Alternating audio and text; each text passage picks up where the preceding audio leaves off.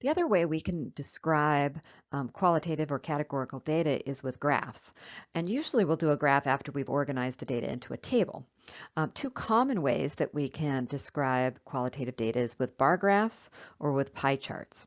Now with a bar graph, we're actually taking the categories and showing a visual height for how many would be in each category. So in our example that we just worked on with grades in an English paper, we had 5 categories, and for each of those categories we'll have a bar, and that bar is going to be the height of however many grades were in that category.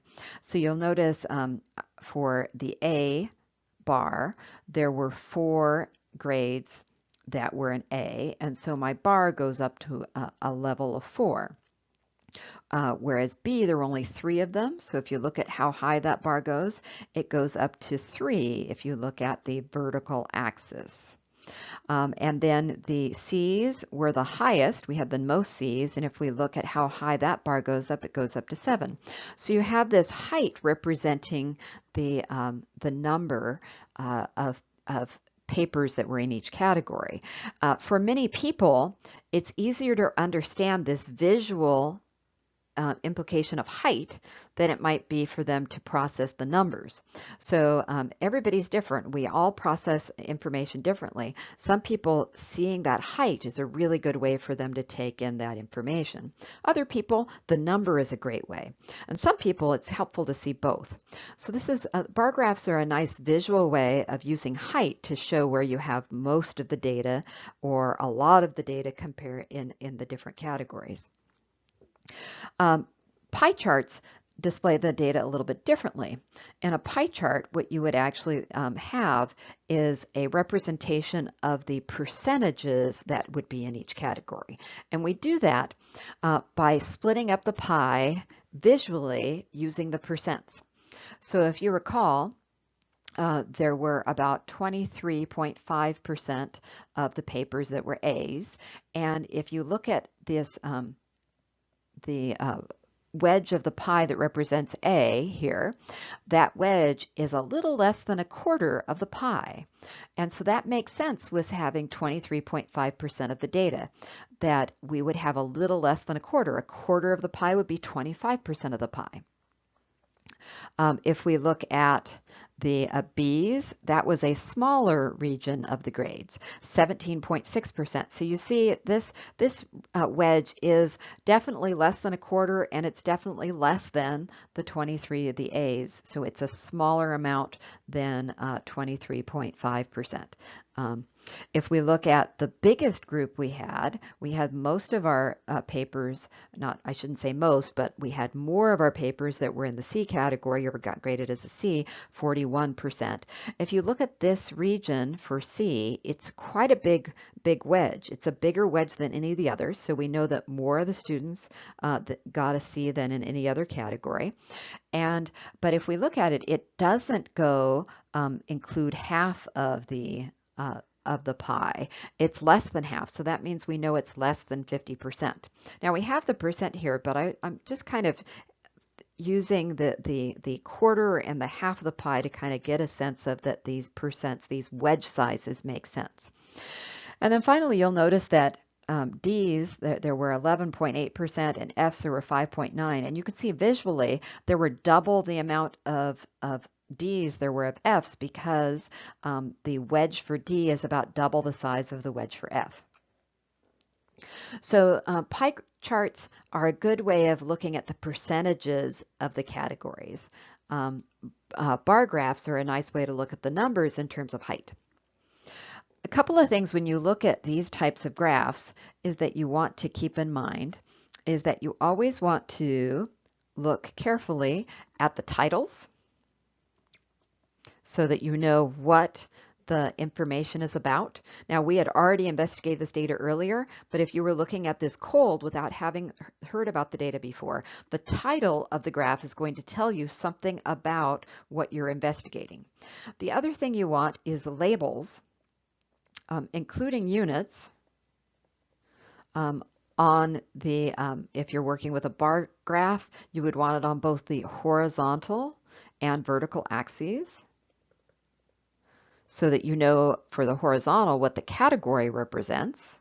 Okay, that the A, B, C, D, F relates to a grade, and the vertical axis is going to be in terms of numbers, and specifically this is telling us the number of grades.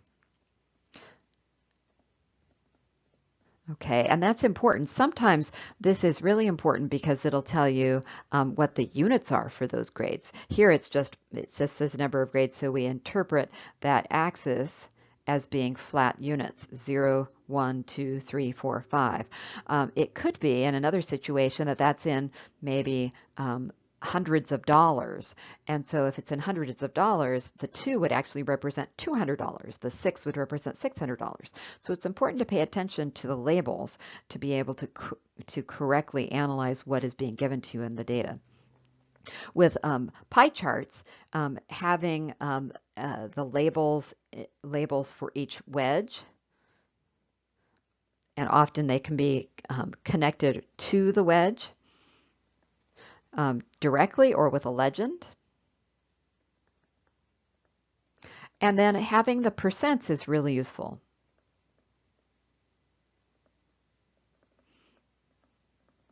So those are things to look for and to be really careful to read when you're trying to understand a graph. Let's play around with that. Let's interpret some data from some graphs that we hadn't looked at before. So I've got a bar graph and a pie chart here. Let's first look at the bar graph. First step, look at the title. It says favorite type of movie. Okay, so you might interpret that as being maybe people were asked about the favorite type of movie.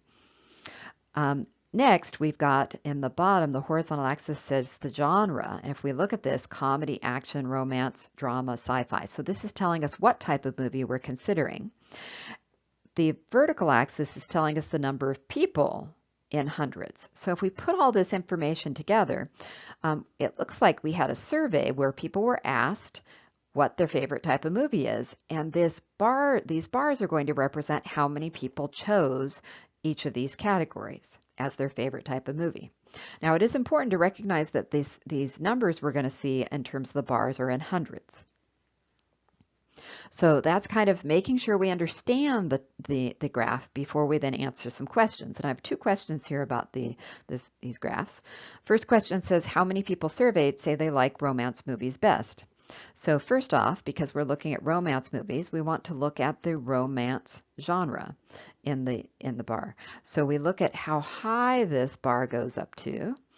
Specifically, this bar looks like it goes about halfway between 4 and 6. Halfway between 4 and 6 would be 5.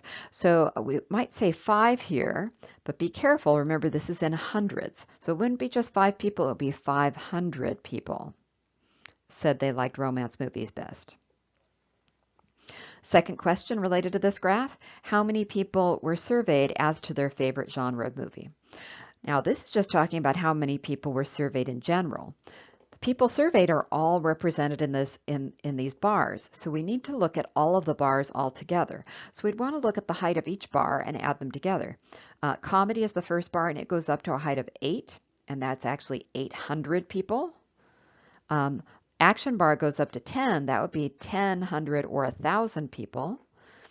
The romance bar goes up, we said, to 5 or 500 people.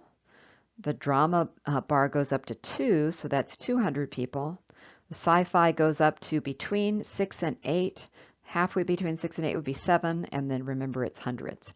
So adding all of those together, 800 plus 1,000 plus 500 plus 200 plus 700 gives me 3,200 people were interviewed about their favorite movie. All right, so we have a second graph here. We have a pie chart that represents the distribution of votes for mayor. So this looks like it has to do with an election for mayor, and the wedges are going to represent the percentage of votes that went to, it looks like, because we have 4 wedges, 4 candidates. And what we have here is a legend that actually connects each of these wedges with a candidate. So we'll notice the legend says blue represents Santos. So I have Santos here in this region. Now I don't have a percent on that, but I could estimate it. In fact, if you look at it, this is exactly a quarter of the circle, it looks like. So if I were estimating this percent, I would say that's about 25%, because a quarter is 25%. But let's go to the two questions we had related to this scenario. Which candidate for mayor got the most votes? Well, that's pretty clear here. The biggest wedge is the red wedge, and that's for Chen when we look at the correspondence for the legend. So Chen is right here. So Chen got the most votes. The second question I have as a follow-up is, was it a majority of the votes? Remember, a majority is over half, and if you look at Chen's wedge is less than half of the pie. So no, Chen did not get a majority.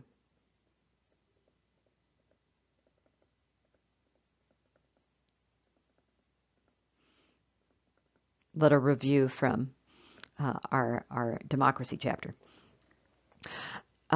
Next question, approximately the percents of votes that each candidate got. Well, I already looked at Santos. Santos, we approximated, got 25% of the votes. We know Chen got less than 100%, or sorry, less than 50% because it's less than half. It's not much less than half.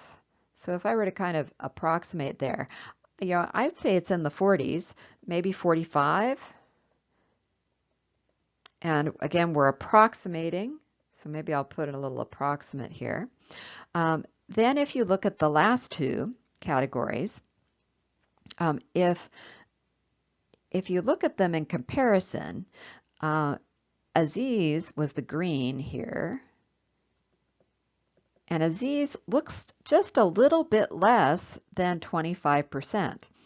And I would say a little less than 25%, maybe 20%.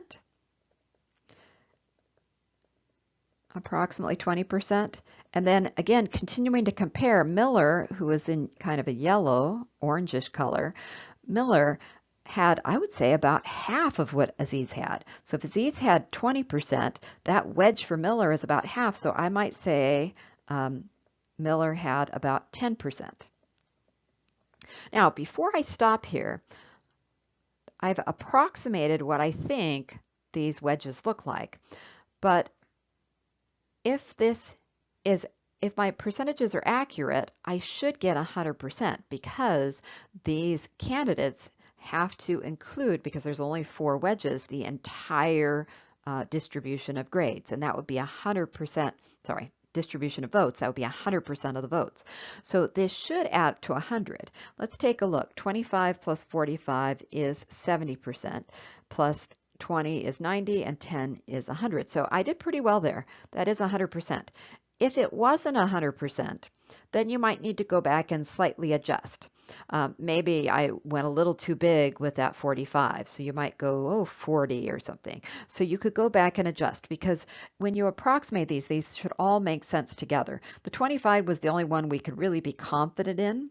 The others we kind of had to compare with what we were seeing elsewhere to kind of estimate them. And it looks like we did a pretty good job because it does add up to 100%. At least it's a good estimate.